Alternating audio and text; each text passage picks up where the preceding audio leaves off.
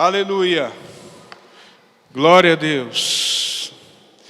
Amém, irmãos. Continuando a nossa preparação e o nosso treinamento sobre estar no nível que Deus quer para as nossas vidas, amém? Quem quer continuar esse treinamento, amém? Aos pouquinhos aqui a gente vai aprendendo mais de Deus, de como se manter, de como andar do jeito que Ele quer, evitando vivermos e sofrermos com os problemas, porque os problemas todo mundo tem. Quem aqui tem problema? Ou já teve problema, né? Bem, todo mundo já teve problema, não é verdade? Não existe uma só pessoa na face da terra que não tenha tido problema, e nenhum crente, até mesmo aqueles mais que andam em fé. A questão é como você reage ao problema, essa que é a diferença, amém? Mas todos nós sofremos algum tipo de problema, ou estamos debaixo de alguma pressão. Até mesmo Jesus Cristo disse, olha, no mundo vocês passarão por aflições. A palavra aflição no original é tilipse, significa pressão. Se você está no mundo e o mundo jaz no maligno, é inevitável que a gente não tenha problemas, porque se o mundo jaz no maligno, né? E nesse mundo nós vamos ter pressão, não é verdade? Então é como você reage que vai fazer a diferença. Queridos, assim, uma coisa que eu queria falar um pouco aqui sobre a questão emocional nas nossas vidas, sabe? E a importância da fé sobre isso tudo. Quando eu tomei conhecimento dessa palavra da fé, quando eu comecei a ouvir a palavra da fé, lá por volta de 1994, estava bem no início do ministério, e eu comecei a ouvir a palavra da fé em 94, comecei no Rema em 95, mas eu participava de uma outra igreja, e quando o pastor soube que eu estava no Rema, aí se enciumou, né? Aí inventou um trabalho para eu fazer, e terminei tendo que sair do Rema em 95, e só pude retornar para fazer o Rema somente em 98. Então o primeiro contato que eu tive com a palavra da fé foi em 94, e entrei na Igreja Verbo da Vida em 96. Mas eu ouvi a palavra da fé, e tinha uma coisa que era difícil para mim aceitar da palavra da fé, que era justamente essa questão da preparação para você mesmo viver na sua fé. E por que eu tinha essa dificuldade? Porque eu estava viciado, como todos os crentes, a viver um evangelho de dependência da liderança. Amém? Então o pastor que ora, o pastor e a pastora, né, que ora, impõe as mãos sobre nós, é o pastor e a pastora que nos dá conselho, é o pastor e a pastora que nos ajuda. E aí o que acontece? A gente não tem ajuda nenhuma direto do trono, né? Sempre através de um intermediário. É o pastor, é a pastora, é a liderança que faz tudo por nós, e a gente fica vivendo só sofrendo, chorando na rua da amargura, sempre pedindo uma oração para o pastor, para poder conseguir viver a vida difícil que a gente vive. Queridos, esse não é o Evangelho de Cristo. Não é o Evangelho de Cristo. Tá? É claro que o Evangelho, a palavra de Deus fala que todo aquele que tem um coração quebrantado e contrito vindo até Jesus, vindo até Ele, será consolado, será abraçado, será curado. Jesus Cristo também disse lá em Mateus, vinde a mim todos vós que estáis cansados e sobrecarregados, e eu vos aliviarei. Né? Então, existem vários versículos na Bíblia que falam do acesso que a gente tem e da misericórdia de Deus sobre a nossa vida, porque Deus é misericordioso. Diga comigo, o Senhor é misericordioso. Ele é bom e Ele é cheio de misericórdia, e Ele sempre vai dar a mão e te ajudar. Isso é uma verdade insofismável, isso aí não muda, tá? Mas existe uma outra parte da verdade que não fala só da misericórdia do Senhor, mas também fala de viver em fé. E viver em fé não é estar só sempre dependendo da misericórdia de Deus. Amém? Com certeza nós somos salvos pela misericórdia de Deus, pela sua graça e pelo seu amor. Mas viver em fé não é estar sempre pedindo e dependendo da misericórdia de Deus. Porque quem vive pedindo e dependendo da misericórdia de Deus, vive uma vida de fraqueza. Então pode ser até alguém humilde, Pode ser até alguém que tem um temor a Deus. Presta atenção aqui. Olha só. Pode ser até alguém que tem temor a Deus e que é humilde, mas não pode ser chamado de alguém que está andando em fé. Sabia disso? Então não é pecado depender somente da misericórdia de Deus, mas com certeza não querer crescer em Deus se torna um pecado. Porque Deus e o Senhor Jesus mostram claramente que a vontade dele é que a gente cresça em fé. Você sabia disso? Jesus advertiu sobre a pequenez da fé. Ora, se tem uma pequena fé que Jesus adverte e diz, olha, cuidado, vocês têm uma pequena fé. Significa que a fé pode aumentar. Você sabia disso? Diga, a minha fé pode ser aumentada. E diga, é a vontade de Deus que a minha fé cresça. Porque, querido, você só vai conseguir viver em fé se a sua fé crescer. Se você ficar sempre com uma pequena fé, vai ser igual a Pedro quando afundou nas águas. Que Jesus disse, homem, por que duvidasse? É pequena fé. Mas a misericórdia de Deus veio. Jesus pegou Pedro pela mão e levantou. Então ele sempre vai pegar com a mão e levantar você, mas vai divertir você que você tem uma pequena fé. E eu, voltando ao ponto inicial, eu tinha essa dificuldade quando eu entrei no Verbo da Vida. Por quê? Porque eu vinha de uma situação desesperadora. Quando eu entrei no Verbo da Vida, eu tinha passado por uma grande tribulação na minha vida. A maior tribulação, a maior de todas. E eu tinha chorado, e chorado, e chorado, clamado a Deus. Deus, com o seu braço misericordioso, me acudiu.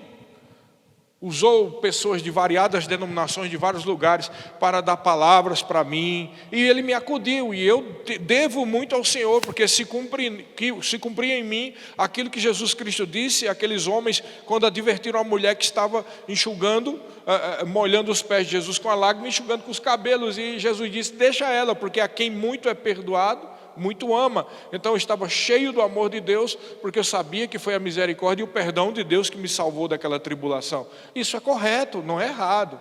Amém. Mas eu comecei a me chocar, porque quando eu cheguei na palavra da fé, eu comecei a ver um tipo de palavra que eu não tinha ouvido. Eu comecei a ouvir, por exemplo, que eu precisava crescer em fé, que eu precisava dar uma resposta à minha situação, que eu precisava repreender e ir para adiante, seguir em frente e marchar, independente do que estava acontecendo. E isso para a alma da gente não é fácil, porque a gente está acostumado a depender dos outros. Amém? E eu te digo, eu falei aqui que a gente ia falar um pouco sobre emoções e temperamentos. Sabe, é claro que existem variados tipos de temperamentos, mas no geral, de uma linha geral, e simplificando, é muito simples o que eu vou dizer. Você sabe que existem 4 temperamentos básicos, né? Colérico, melancólico, sanguíneo e fleumático, né? Então, resumindo, para você entender, claro que eu disse mais uma vez que isso é simplificando. Os temperamentos são muito mais do que isso. É uma mistura de muitas coisas, amém? Então, vou só dar a base. O colérico vem de cólera, significa aquele que é impositivo. Então, o colérico geralmente é o líder nato. Vamos fazer isso, vamos fazer aquilo, vamos parar. Não para, é ligado na tomada, 350, né? Esse é o colérico. O sanguíneo é aquele que é explosivo, faz aquela festa, mas sempre é irresponsável, mas sempre se alegra também. Ele se alegra com a maior facilidade, ele dá aquela explosão, ele é amigo de todo mundo, mas tem dificuldade de cumprir os horários, porque é irresponsável. Esse é o sanguíneo, né? É muita explosão, é igual um foguete, que mas se não tiver cuidado, ele não chega lá na frente, porque ele não tem persistência. Esse é o sanguíneo. O fleumático vem de fleuma, então é aquela pessoa que é muito tranquila, né? O fleumático fica ali, vê o mundo se acabando e olha. Fleumático geralmente é assim, né? E é muito bom porque ele é bom no sentido de metódico, ele é planificador, ele faz planos, mas ele não tem uma imposição muito forte, porque ele tem uma fleuma muito grande, ele é muito parado, né? E tem o melancólico, esse talvez seja o mais difícil, porque o melancólico é aquela pessoa que é muito introspectiva, né?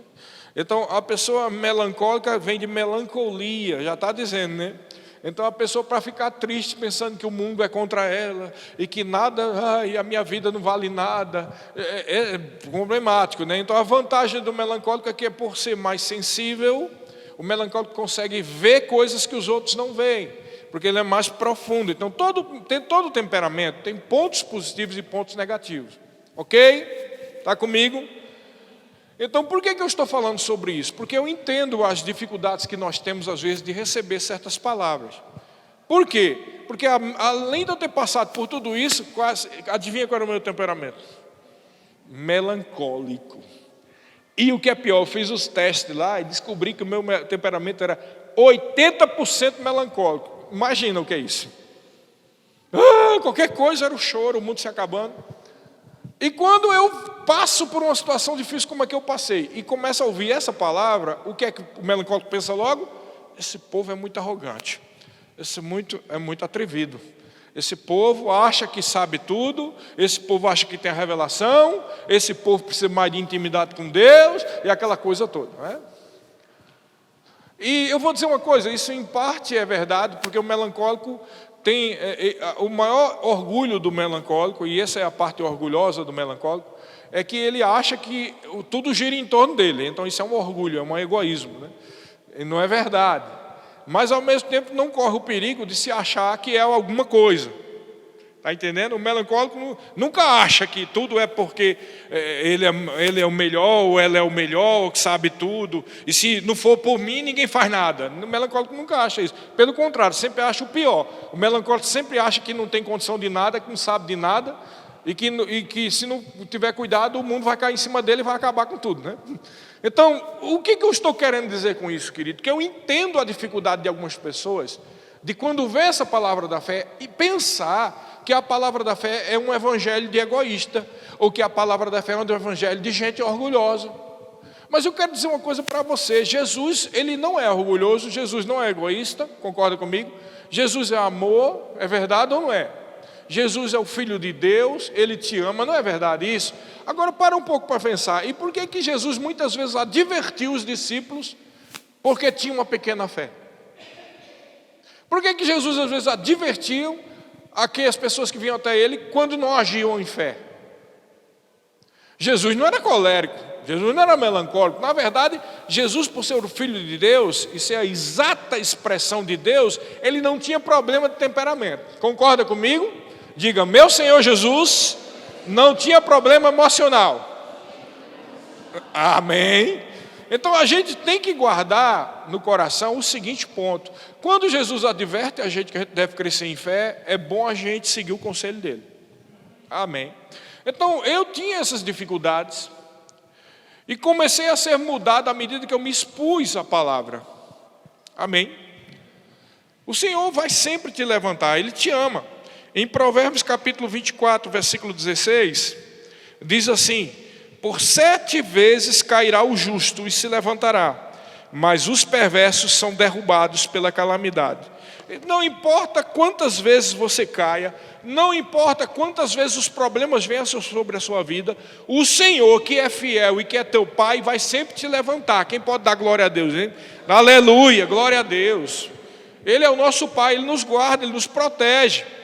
Mas, querido, independente dessa realidade, Deus quer que você viva uma vida de fé. Estamos vivendo tempos difíceis, onde o mundo cheio de demônio vai confrontar você. Estamos vivendo tempos, como você viu aí no noticiário, essa guerra que está tendo lá em Israel, que pode acontecer qualquer coisa. Para mim é o cumprimento profético da volta de Jesus, essas coisas todas acontecendo. Estamos vivendo tempos onde vemos essa questão toda de identidade e de tudo mais, batendo de frente contra a verdade da palavra de Deus. Vemos pessoas totalmente idealizadas, cheias de ideologia, querendo implantar a sua ideologia dentro do cristianismo, que não tem nada a ver com isso. Amém? E a gente, como filho de Deus, como aquelas pessoas que estamos buscando a vontade de Deus, que está expressa na sua palavra, precisamos estar preparados, mas você não vai poder dar aquilo que você não tem.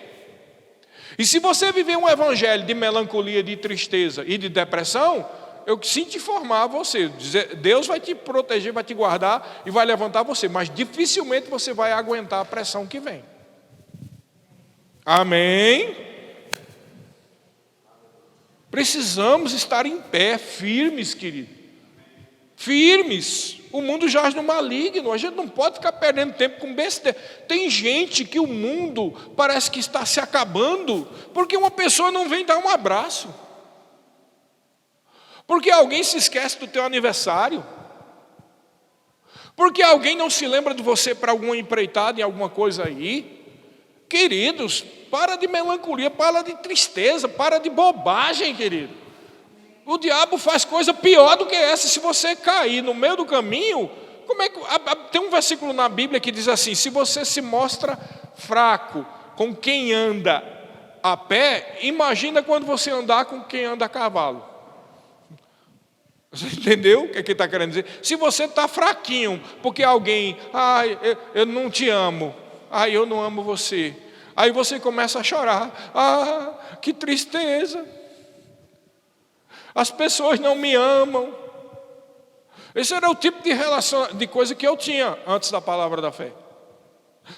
Ninguém me ama, ninguém reconhece nada na minha vida, eu não sirvo para nada. Quantas vezes eu disse isso? Eu dizia isso para meu pai. Meus pais ficaram bem preocupados comigo, né? Hoje que eu tenho 2 meninas, eu fico imaginando a pressão psicológica em cima dos meus pais, porque teve vezes que eu chorava e dizia: eu não sei nem para que eu existo. Você imagina, melancolia faz isso com a pessoa, sabe? Você começa a duvidar da sua utilidade nesse mundo. É por isso que tem uns que se matam. As pessoas perturbadas por demônio começam a achar isso. Vocês estão entendendo, querido? Então, você tem que ter cuidado, porque se você vive a sua vida em função dos seus sentimentos, você vai sofrer. Porque eu te digo, tem sempre alguém que não ama você, tem sempre alguém que detesta você, tem sempre alguém que não está nem aí com você, mas sempre tem alguém que ama você, tem sempre alguém que lembra de você, amém? E eu não estou falando só de Jesus, que sempre lembra e ama você. Você pensa que não, mas as pessoas se importam com você. O problema é que quando a gente está muito emotivo, às vezes as pessoas se importam com a gente, mas a gente nunca acha que é o suficiente. Não é verdade, não é? A pessoa chega para Renan, como é que vai? Tudo bem? Tudo bem. Mas aí você no outro dia diz: ninguém lembra de mim. Rapaz, a pessoa chegou, falou com você, mas não fez nada mais do que a sua obrigação. Não é não? A gente pensa que é assim. Mas queridos, tem sempre alguém orando por você. Se alguém não ora, fique sabendo que eu oro por você. Amém? E eu não oro generalizado, eu oro dando nome a todo mundo mesmo. Porque Deus me chamou isso, me advertiu. Quando eu vim de aqui da onda, Deus disse: para ser pastor, você tem que orar por todo mundo. A ser pastor para fazer a escala, pregar e ser tido como o líder, isso não é. Pastor tem que cuidar das ovelhas. Tem que cuidar do pasto, que é a palavra, tem que cuidar das coisas que gerenciam tudo da igreja e tem que cuidar das pessoas. E começa o cuidado pastoral lembrando das ovelhas e orando por elas. Então não se preocupe, tem sempre alguém orando por você. E Deus ama você, e Jesus ama você. Então a gente não pode viver um evangelho baseado em sentimentos, querido. A gente vai sofrer. Está aqui o maior dos sentimentaloides, era eu, viu? E tem mais. Deixa eu dizer uma coisa para você. Quando o diabo sabe que você é sentimental, ele massacra, viu?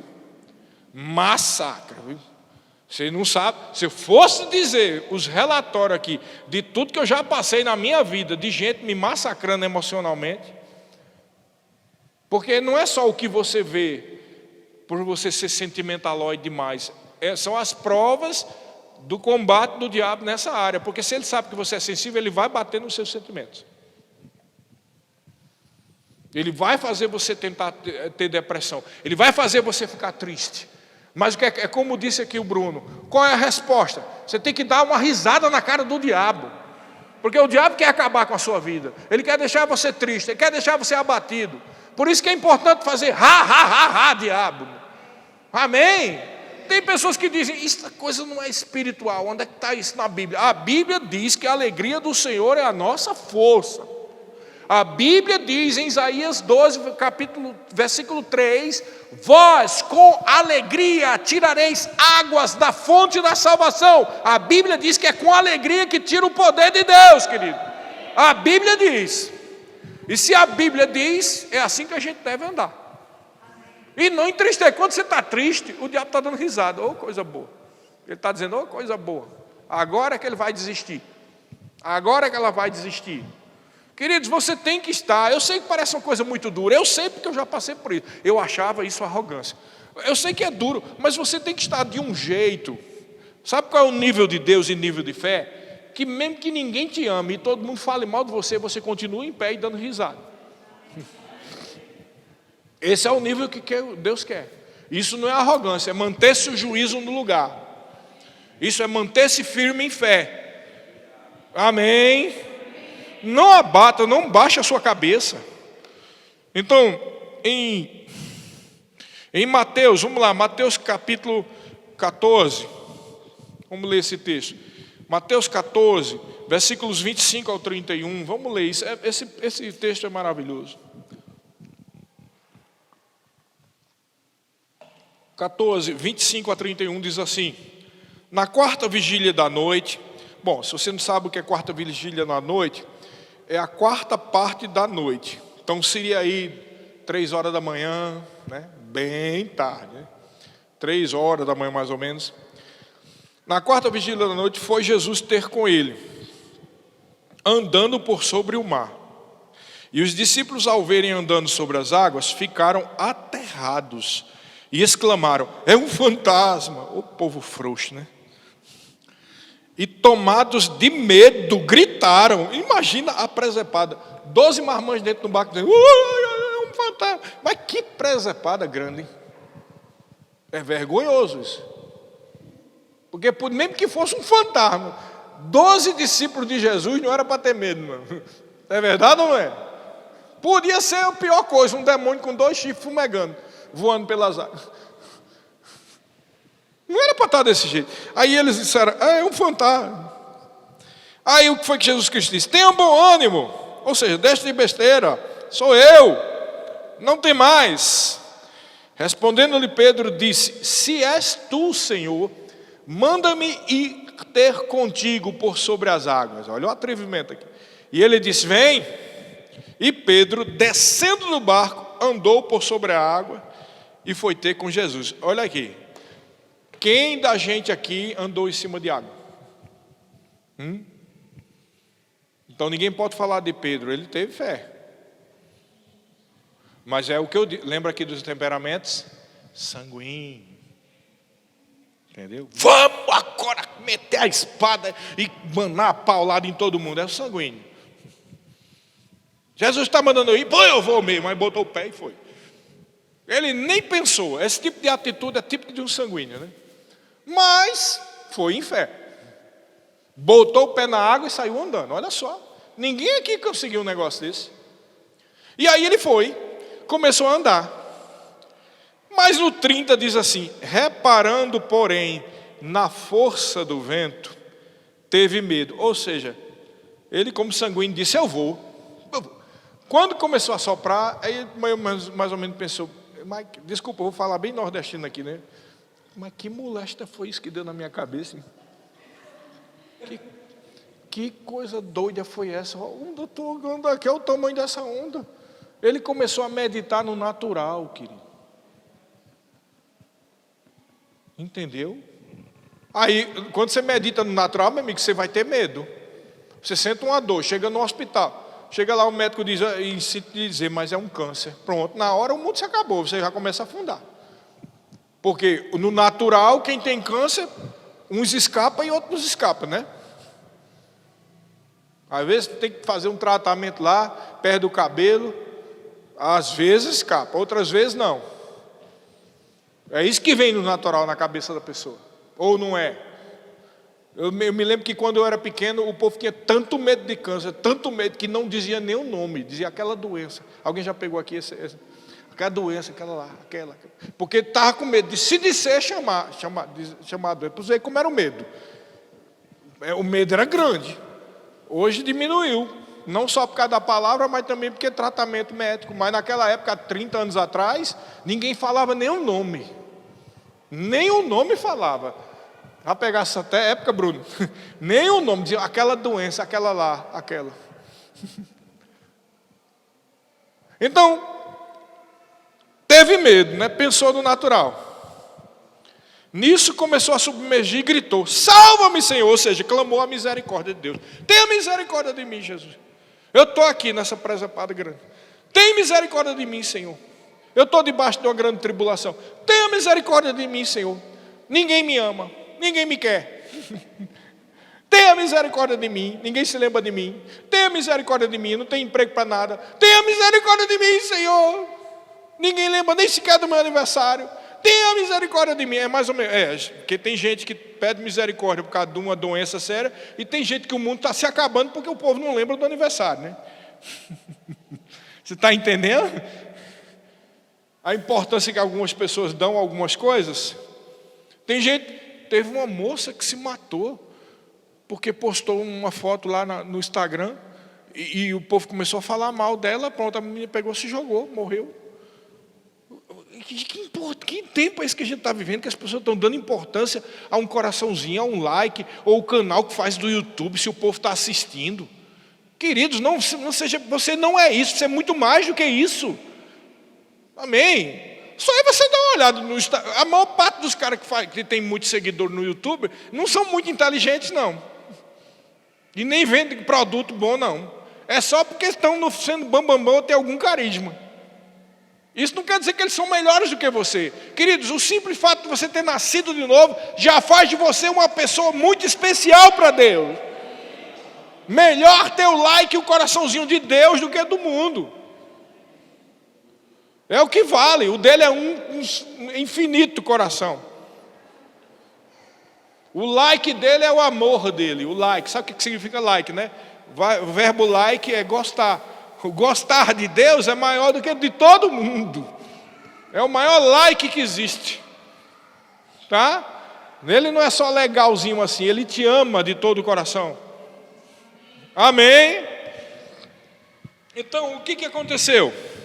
Salva-me, Senhor. Aí no 31. E prontamente Jesus, estendendo a mão, veja a misericórdia dele, prontamente estendendo a mão, tomou e lhe disse: olha o que foi que Jesus Cristo disse: homem de pequena fé, por que duvidaste? Você está entendendo que Deus sempre vai ajudar você, mas Ele sempre vai divertir você porque você está com uma fé muito pequena?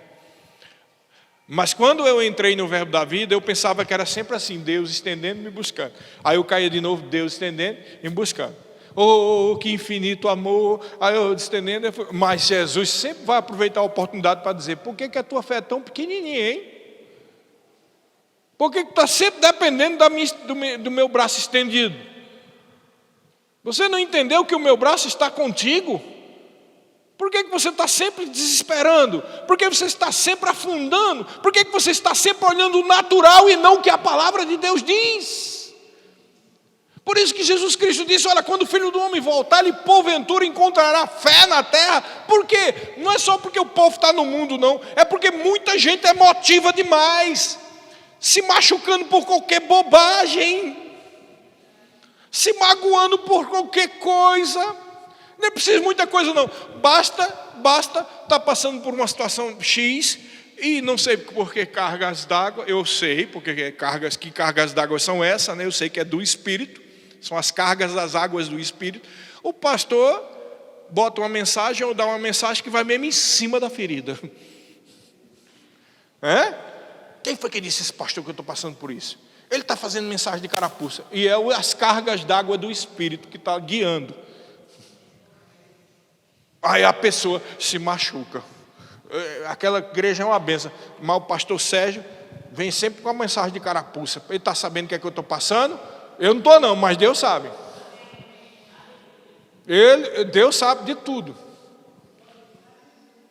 Tanto sabe que você não sabe que eu ia ministrar sobre outra coisa aqui.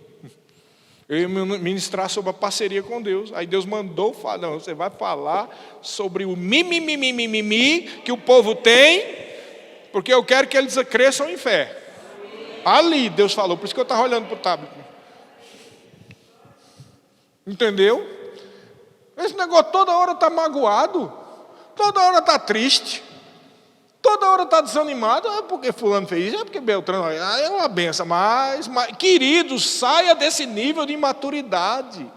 Deus quer que você ande em fé, cheio do poder de Deus. Oh, aleluia! Glória a Deus. Aí ele disse logo para Pedro: homem de pequena fé, por que tu duvidaste? Homem de pequena... Rapaz, pequena fé. Pedro teve fé mais do que todo mundo para andar nas águas. Por que ele disse isso? Porque Deus sabe, tem muita gente aqui que é igual a foguetão. Começa no pipoco mal do mundo, chega lá em cima, acaba o gás. Eita, de repente, que foi? Tu não estava tão animado, correndo, pulando? É igual a foguetão. Sanguíneo. Queridos, a coisa mais fácil do mundo é um sanguíneo se mostrasse como um poderoso profeta de Israel. É, muito fácil. Começar a gritar, rodar o manto aqui.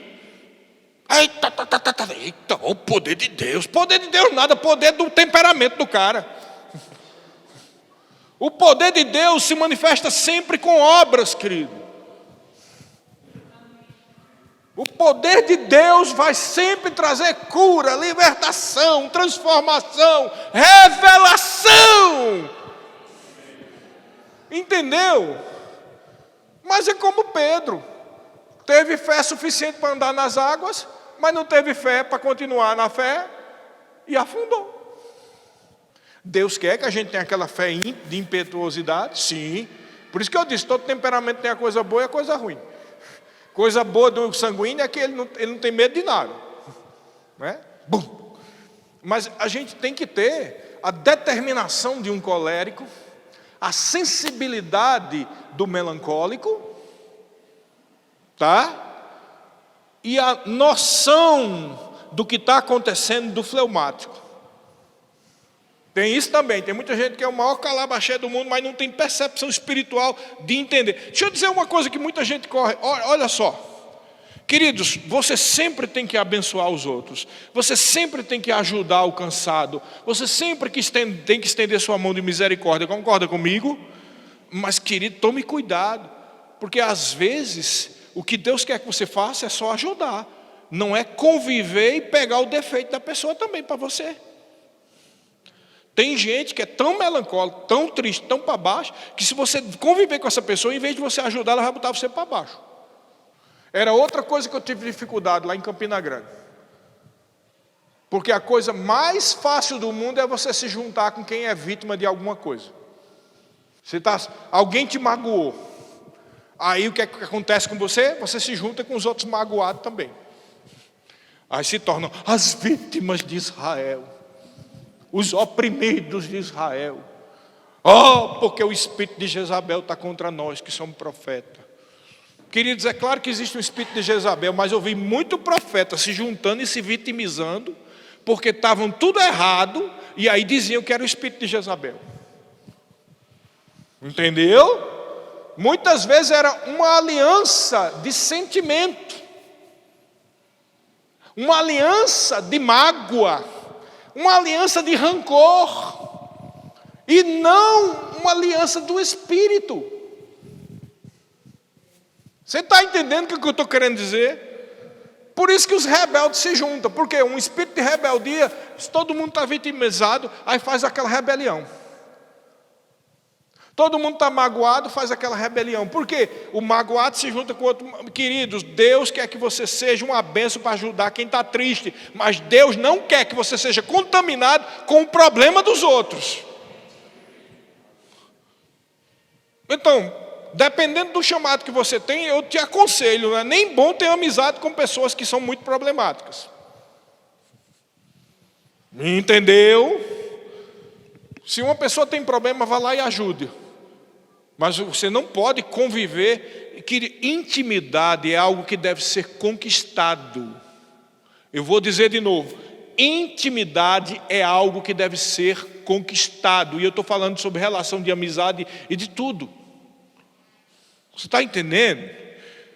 Você se faz amigo de alguém que conquistou. Porque isso é relação de confiança.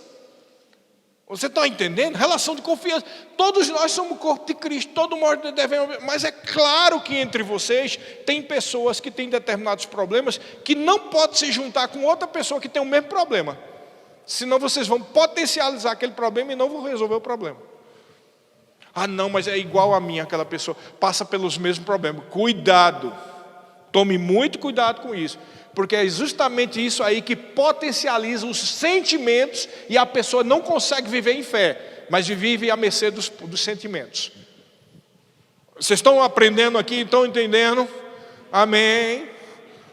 Então devemos ser amigos de todos, devemos ser uma bênção para todos, mas não devemos ser dependentes emocionalmente, principalmente de situações que ainda precisam ser resolvidas.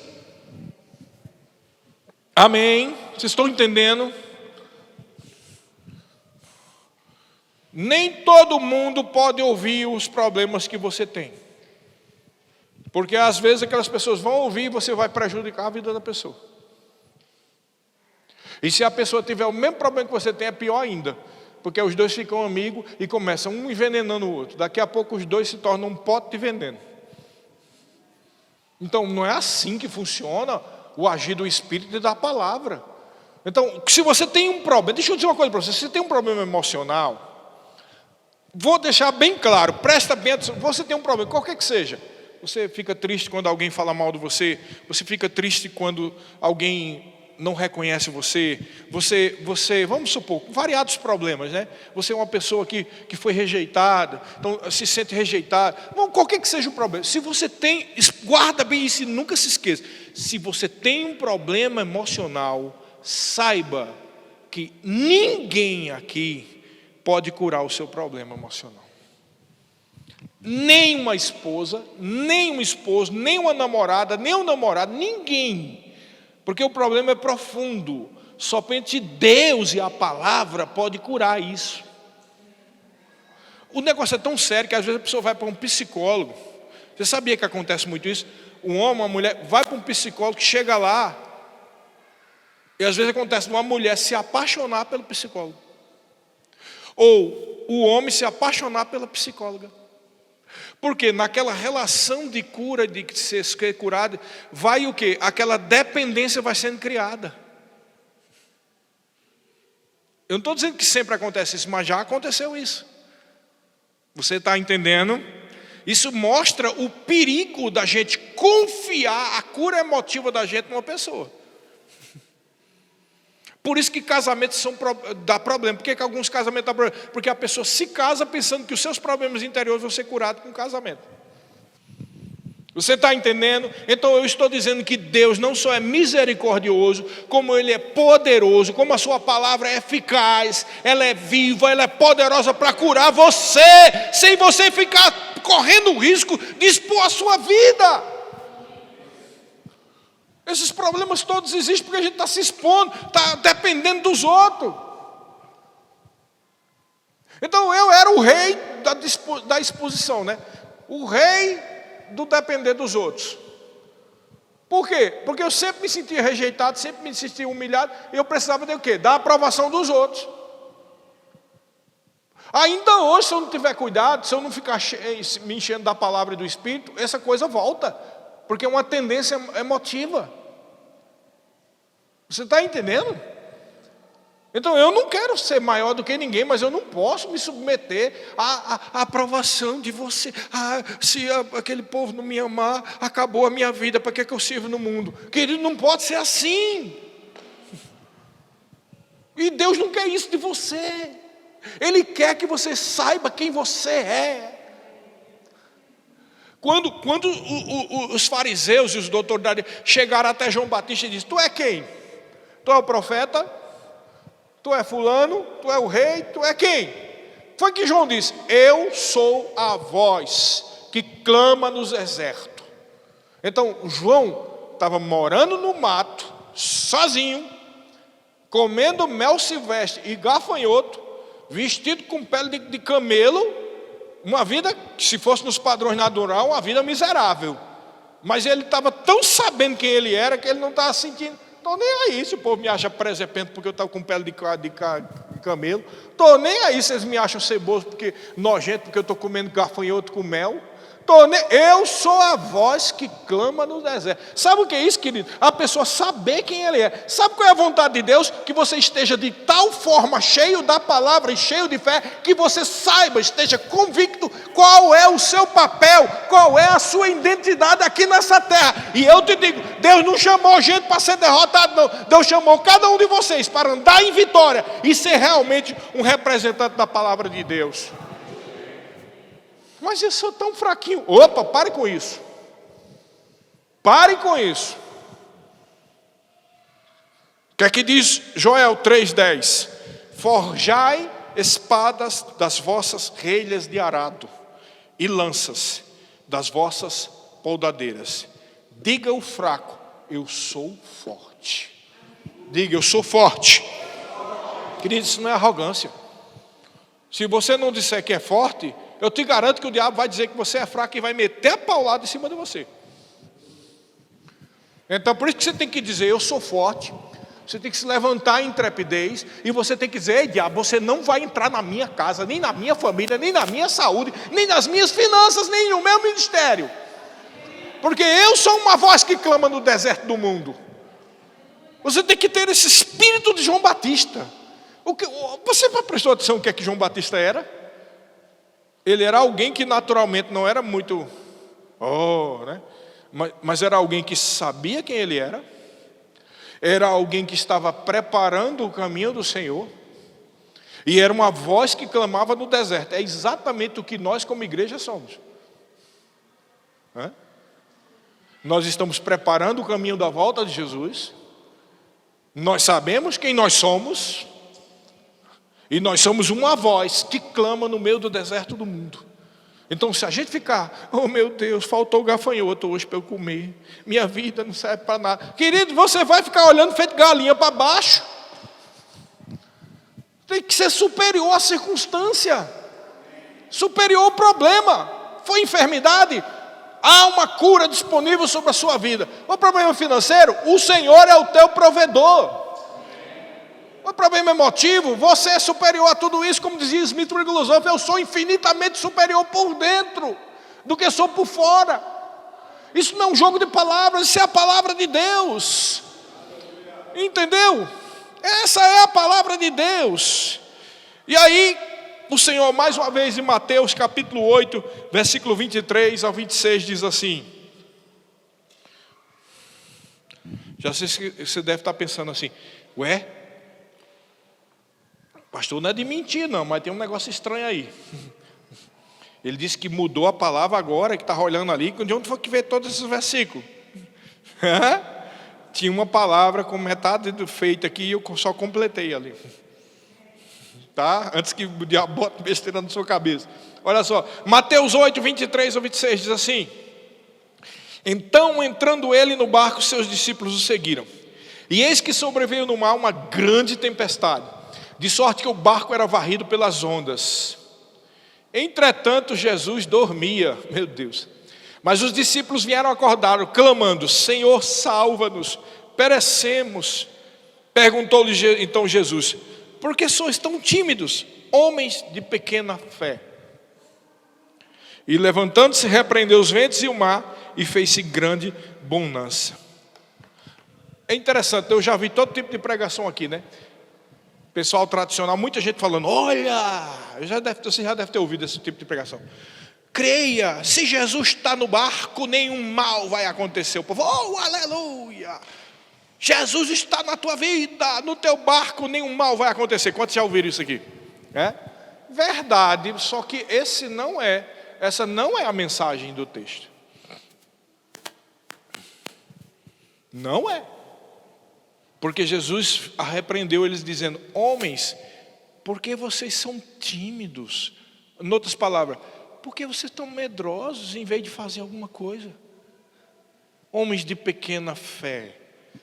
Então a ênfase aqui não é como se Jesus estivesse dizendo, eu estou aqui no barco, porque vocês estão com medo. Não, a ênfase aqui é, por que vocês não fizeram alguma coisa? Esse é o ensino da palavra, né? Não é? Oh, Jesus está no barco, está tudo bem. Claro que Jesus estando na casa vai dar tudo certo. Mas o que Jesus quer falar para você é que não só dependa da presença que Ele está, mas saiba ativar a presença dEle. Não adianta você dizer que é de Jesus e não sabe ativar o poder que Ele deu para você. Ele te deu o nome de Jesus. Amém? Diga, Ele me deu o nome. Diga, Ele me deu a palavra. Você tem a palavra dele e você tem o nome de Jesus. Por que está com medo? Amém. Homens de pequena fé. Então existe pequena fé, existe grande fé. A pequena fé sempre vai dizer, meu Deus, está tudo se acabando, está tudo se acabando. Mas a grande fé vai fazer alguma coisa. Amém. Veja que eles pediram, Senhor, salva-nos. Então eles estavam com temor a Deus, e eles estavam com o coração quebrantado e contrito. Tudo aí está correto. Mas mesmo assim não deixaram de receber uma advertência de Jesus. Homens, porque vocês são tímidos? Porque você fica com medo? Porque vocês não fazem alguma coisa? Que pequena fé é essa?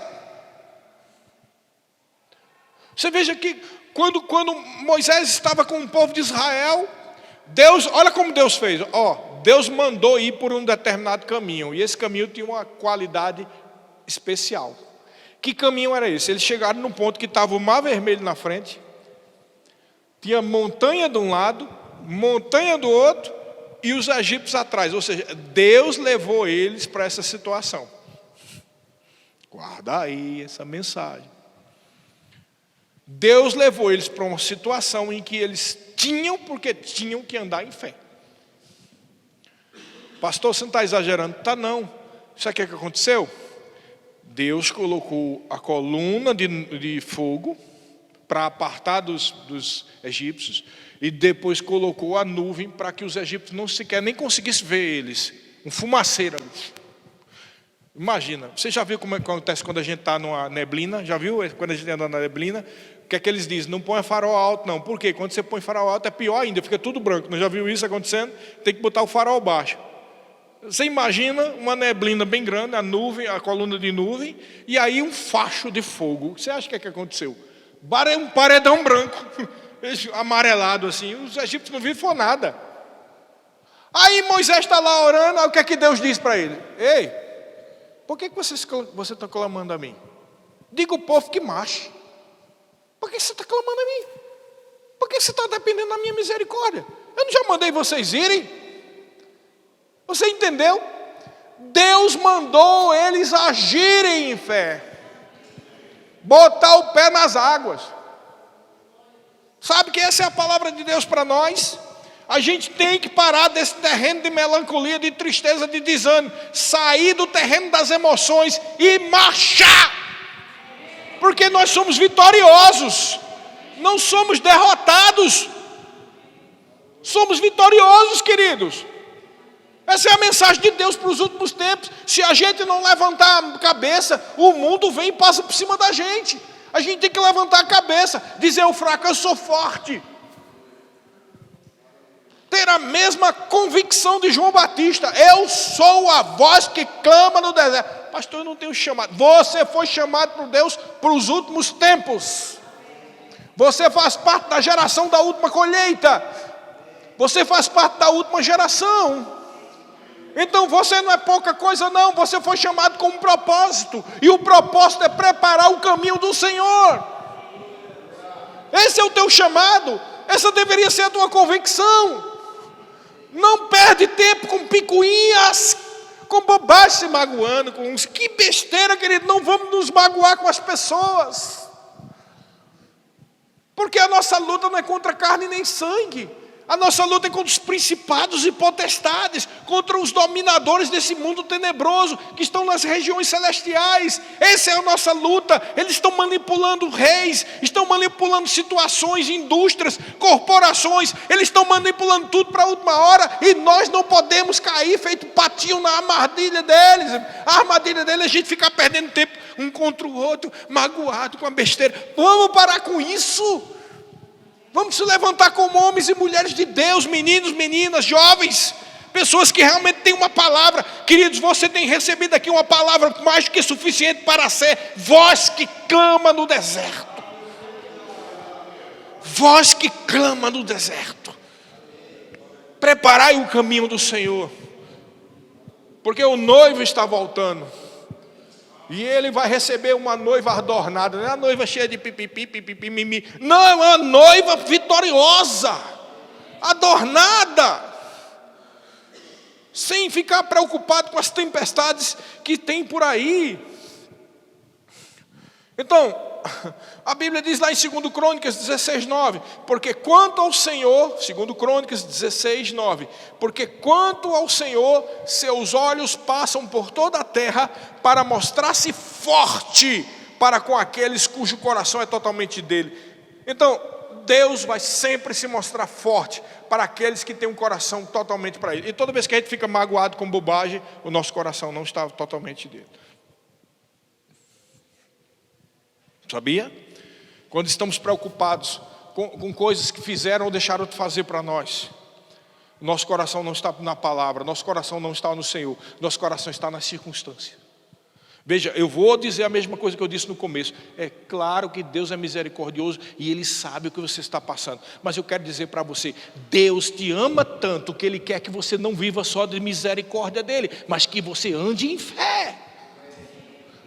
Deixar de ser vítima das circunstâncias e ser alguém que é uma voz que clama no deserto. Toda vez que uma palavra como essa vem, alguém pode pensar: mas eu não sou pastor, eu não sou pastora, eu não fui chamado para isso. Quem está dizendo isso? Querido, você é um filho e é uma filha de Deus. Você está aqui para manifestar a vida de Deus. E essa vida não é só para abençoar, para evangelizar. Essa vida começa a operar dentro de você mesmo. Então muda você. Faz você andar em vitória. Faz você andar em felicidade, em alegria. Faz você andar em fé. Faz você andar totalmente diferente. Deixa eu dizer uma coisa para você. Quando a gente vive em alegria e em fé, até o nosso rosto muda. A gente fica mais jovem. A gente fica com as defesas do organismo em dia. As pessoas querem se aproximar de nós porque vê que a gente está alegre, está feliz. Há uma certa positividade, porque essa positividade vem da seiva da videira. Essa positividade vem da própria vida de Deus. E aonde a vida vem, produz vida. Nós vemos lá nos textos dos profetas, no texto de Ezequiel, que fala do rio do Senhor, do rio do Espírito. E aonde aquelas águas passavam, produzia vida. Passava no deserto, nascia plantas, passava em lugares áridos, produzia árvores frutíferas, porque ali está falando do rio de vida de Deus, ali está falando da própria vida de Deus que está dentro de você, querido. Mas como é que pode? A gente não pode dar aquilo que a gente não tem. Como é que você tem um rio de vida dentro de você? Como disse o Senhor Jesus: quem crê em mim, como está escrito nas Escrituras, do seu interior brotarão rios de água viva. Queridos, quando está fluindo um rio de água viva, você anda feliz. Você não vai permitir que o diabo massacre você. Sabe por que às vezes você fica infeliz? Por causa daquilo que nós falamos. Mas pastor, a pessoa pensa: mas eu vou no meu trabalho, chego lá, todo mundo me massacra. E daí? Eu vou na minha casa e os meus familiares não me respeitam. E daí? Meu marido não me ama, minha esposa não me ama, meus filhos não me respeitam. Queridos, e daí? E quando eu digo e daí, eu não estou fazendo pouco caso dos seus problemas, não. Eu estou dizendo que maior é o Senhor do que o que está no mundo. Eu estou dizendo que você tem no seu interior os rios de água viva. E Isaías 12, versículo 3, eu vou citar de novo aqui: vós com alegrias tirareis águas da fonte da salvação. Você tem que ativar o rio de água viva. E como é que você ativa? Rindo. Você ativa em fé. Você ativa crendo. Oh, aleluia.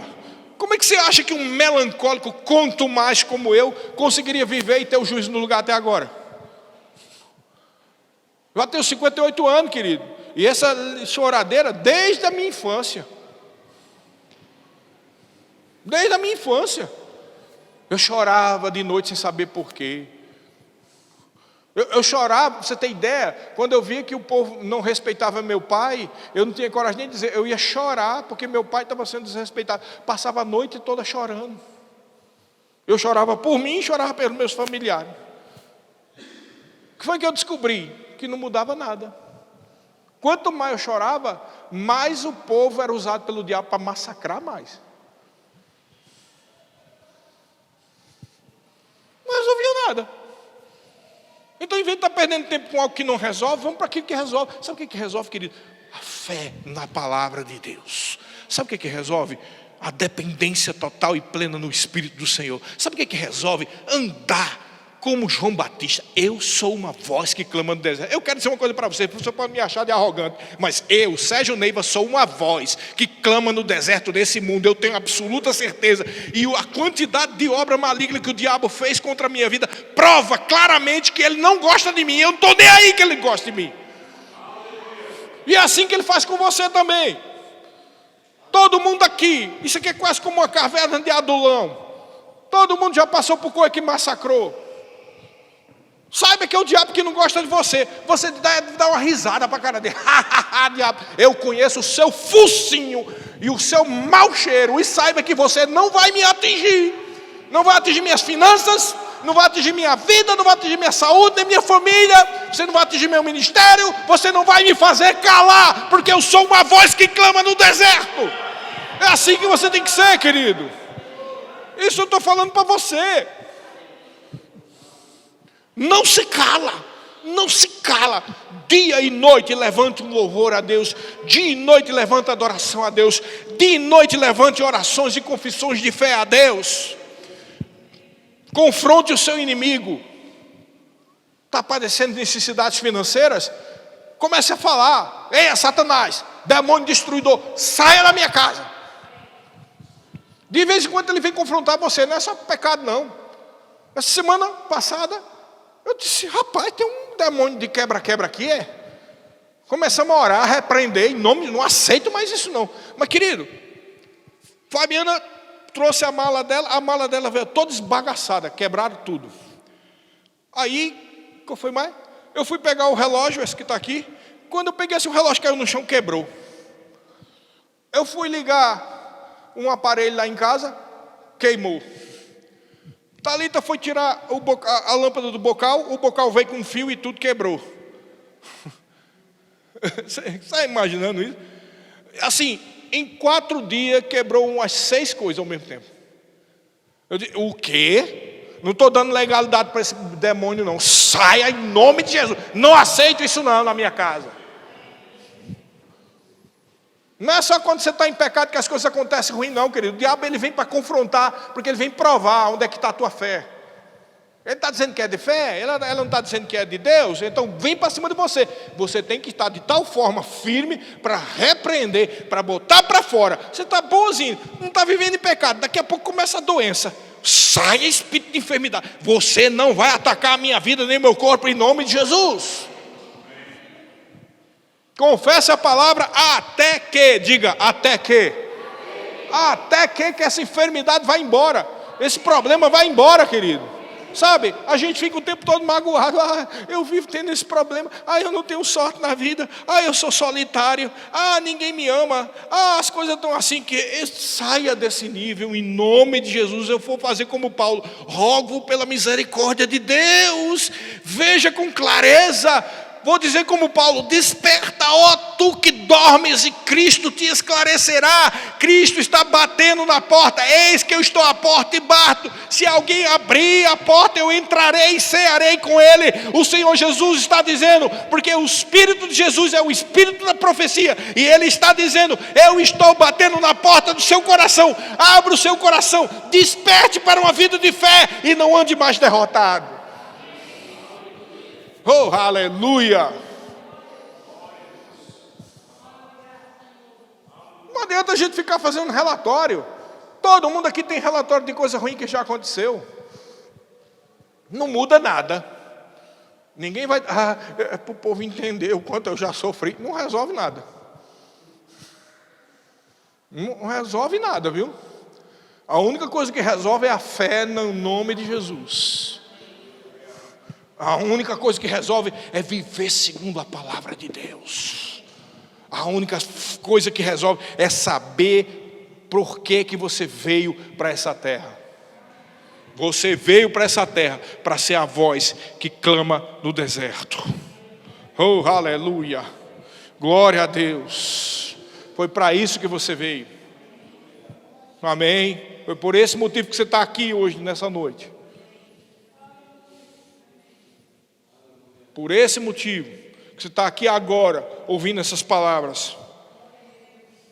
Isso é o que significa: o justo viverá pela fé. Mas esse mesmo versículo de Hebreus diz: o justo viverá pela fé, e se retroceder, nele a minha alma não tem prazer. Ixi. Você parou? Essa é uma das palavras mais duras do Novo Testamento. É uma promessa, mas é uma pancada. Porque, ele diz assim: porque o meu justo viverá pela fé. E se retroceder, ou seja, se ficar com medinho, nessa pessoa eu não tenho prazer. É isso que Deus disse. Então Deus não tem prazer em fracote. Amém? Porque se você é fraco, você diz logo: sou forte, e me levanta e pronto. Pega assim, bate logo a roupa com a poeira, se levanta e vai. Eu caí aqui, coitado de mim. Não, se levanta logo, para de bobagem. Eu não estou dizendo que é pouca coisa o seu sofrimento, não. Entenda em nome de Jesus. Eu estou dizendo que mesmo que você caia, o Senhor vai levantar. A Bíblia diz: o justo cai 7 vezes, o Senhor levanta ele. Em vez de a gente estar focalizado na teologia da queda, vamos dar focalizado na teologia de levantar-se. Não importa como foi a queda, o que importa é que a gente está aqui para se levantar. Amém? Importa que estamos aqui para se levantar.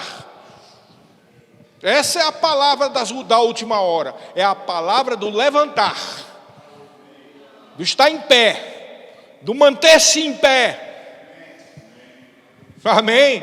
Isso que se chama portar-se varonilmente. Ou seja, fique em pé, rapaz. Levanta-se, não tenha pequena fé. Não importa o que venha pela frente. Se for um compromisso grande, assuma. Se for um chamado grande, assuma. Se for um confronto grande, assuma. Porque o que há em você é poderoso, o que há em você é o Espírito do Senhor, o que há em você é a palavra viva e eficaz, o que há em você é a presença de Deus. Então o que há em você é maior do que o que está no mundo. Não há confronto, não há compromisso nem responsabilidade que seja maior do que aquele que é maior do que todos os compromissos, confrontos e responsabilidades. Você entendeu? Você entendeu mesmo? Não tenha medo. Não tenha medo, não tem mais. Porque eu estou contigo, diz o Senhor. Não temas, não te entristeças, eu sou o teu Deus. Essa é a mensagem do Senhor. Quem crê, levanta a mão. Receba, em nome de Jesus, a unção, a graça e a capacitação para cumprir aquilo que Deus tem te chamado para fazer. E que Ele vai chamar também ainda. Tem pessoas aqui que não sabem, mas o Senhor vai chamar para coisas importantes. Saiba que há em você a graça mais do que suficiente para assumir essas responsabilidades. E a graça de Deus vai junto com você. A capacitação de Deus vai junto com você. Porque Deus vai te colocar em lugares para que você seja a voz que clama no deserto, preparando o caminho do Senhor. Oh, aleluia, glória a Deus. Glória a Deus.